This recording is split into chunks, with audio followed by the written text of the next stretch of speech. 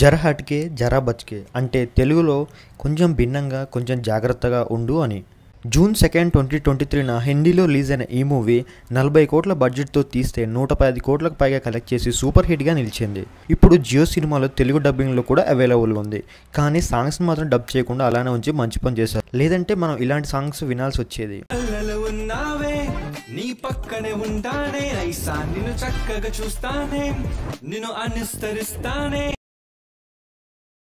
ఇక మూవీ విషయానికి వస్తే బాగుంది గైస్, నాకైతే నచ్చింది, ఫుల్ ఎంటర్టైన్ అయ్యాను నేనైతే. అండ్ మూవీ ప్లాట్ విషయానికి వస్తే మిడిల్ క్లాస్ ఒక ఉమ్మడి కుటుంబంలో ఉండే కపిల్ దూబే సౌమ్య చావ్లా దూబేకి రాత్రి ఇంట్లో పడుకోవడానికి కూడా ప్లేస్ ఉండదు.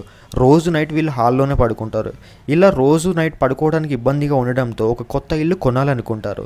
అయితే ఆ కొత్త ఇల్లు కోసం వైఫ్ అండ్ హస్బెండ్ కలిసి ఎలాంటి పనులు చేశారో, ఎలాంటి చిక్కుల్లో పడ్డారో, మొత్తానికి వాళ్ళ కొత్త ఇల్లు కల నిజమైందా లేక కలగానే మిగిలిందా అనేది రెస్ట్ ఆఫ్ ద స్టోరీ.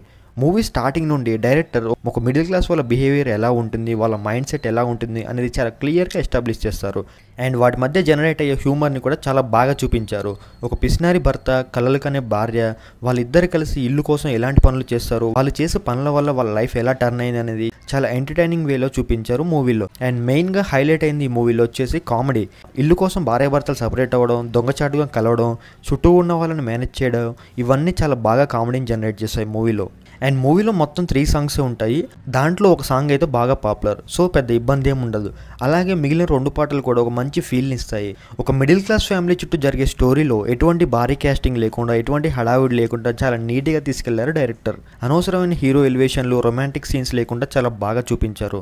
కానీ సినిమాలో ఒక చోట ఒక రొమాంటిక్ సీన్ వస్తుంది, అది కూడా అంత ఇబ్బంది పెట్టే విధంగా అయితే ఏముండదు. అది ఒక్కటి పక్కన పెడితే it's a completely family watchable movie. ఒకసారి స్టార్ట్ చేయండి, మూవీ అయ్యేలోపు ఫుల్గా నవ్వుకుంటారు, ఎమోషనల్గా కూడా అవుతారు.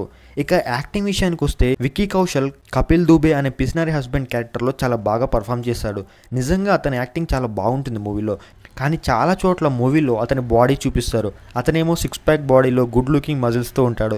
కానీ మూవీలో అతను యోగా ట్రైనర్గా పనిచేస్తుంటాడు. సో ఫిట్గా ఉంటే పెద్ద ప్రాబ్లమే అనిపించదు.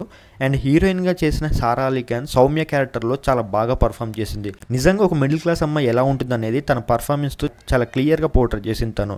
అండ్ విక్కీ కౌశల్, సారా అలీ ఖాన్ ఇద్దరిలో ఎవరు తక్కువ యాక్టింగ్ చేయలేదు. ఒకరితో ఒకరు పోటీ పడి మరీ యాక్టింగ్ చేశారు మూవీలో. అంత బాగుంటుంది వీరి acting. And remaining supporting actors కూడా వాళ్ళ బెస్ట్ ఇచ్చారు.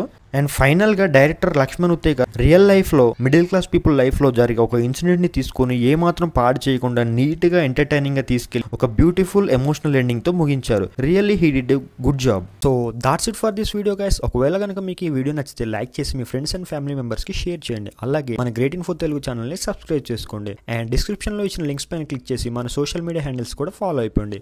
And thanks for watching this video. This is Srinath Palvai. మళ్ళీ ఇంకో వీడియోతో మీ ముందుకు వస్తాను. అంతవరకు స్టే సేఫ్.